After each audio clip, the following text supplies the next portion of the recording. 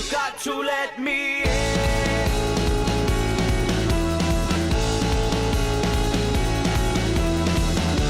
The Old Mutual joBerg2c, brought to you by Avis Van Rental.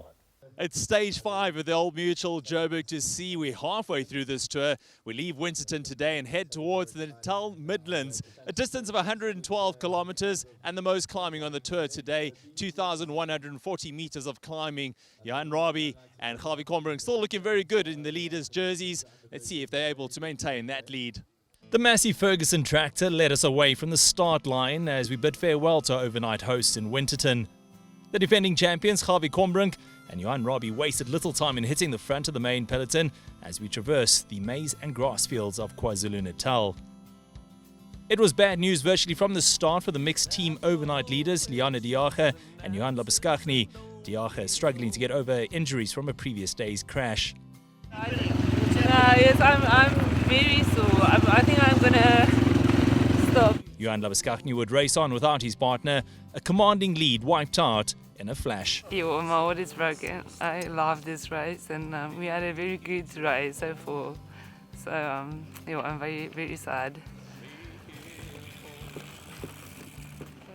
Meanwhile, the Zansel Coffee Company pairing of Billy Sterling and Carmen Buchacha were having a brilliant day as they surged into the lead in the mixed team race, with the new overall leaders Valencia's Justin Victor in a spot of bother on the steep climbs, being led by the ever-dependable Sam Sanders.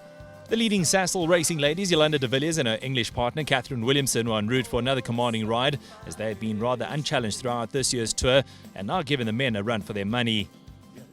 Out in front, Combrink was laying down the law, powering on the sharp end of the field, a quick glance over the shoulder, and he applies the pressure once more. Through the first water point, and none of the leaders bothered stopping, with Avis Van Rental team taking on the pace as they would start the long rolling hills.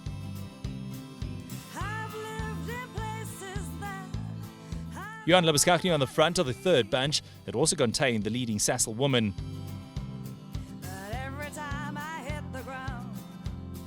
Problems for our leading veteran men. Sean Henderson's saddle had broken off, but quick thinking saw him use his water bottle to get him through to the first water point tech zone.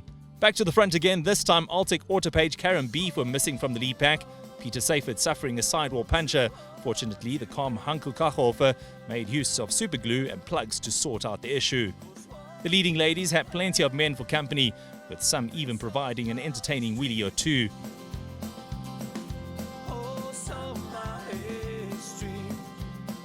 The leading masters, Chris Brand and Paul Furbank, thriving on the mountainous terrain to increase their overall lead in that category.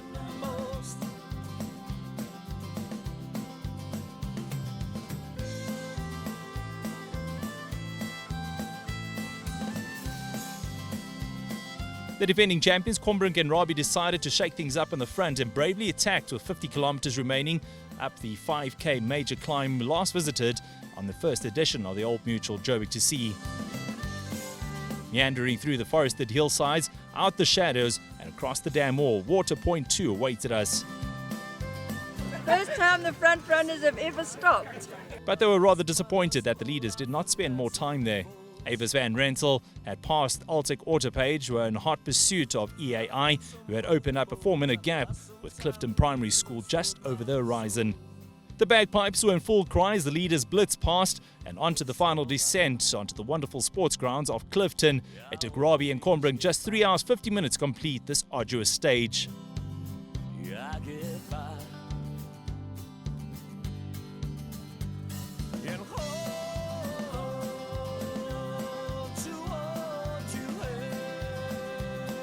Today we saw the guys were suffering a bit halfway through after they made it hard up one of the climbs, and then we saw the gap and just went harder from there and got a nice gap towards the end. Anything can happen. I mean, we lost a teammate in the mixed category, so it only takes one incident and anything can go wrong. So we're probably riding the technical stuff a little bit more conservatively because we don't have to really push it, but we're still riding hard every day, as is everyone.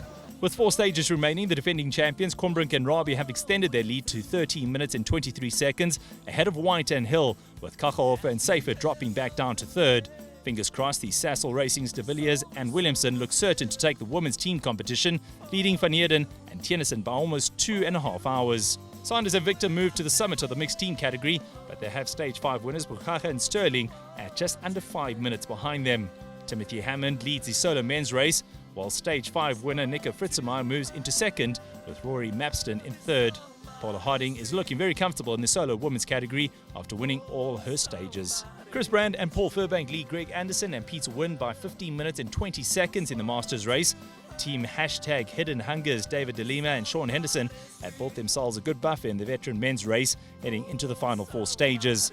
Brad Kingsley leads the Buffalo solo category ahead of Jacques Barlow, with the brothers Henny and Rudolph Wiggett still perched above the standings in the Buffalo team standings. Gary Green has promised us 93 kilometers of fantastic riding into Glencairn tomorrow, but don't be fooled, it's another stage for the climbers. Good luck for stage 6 as we edge ever closer to Scottsboro.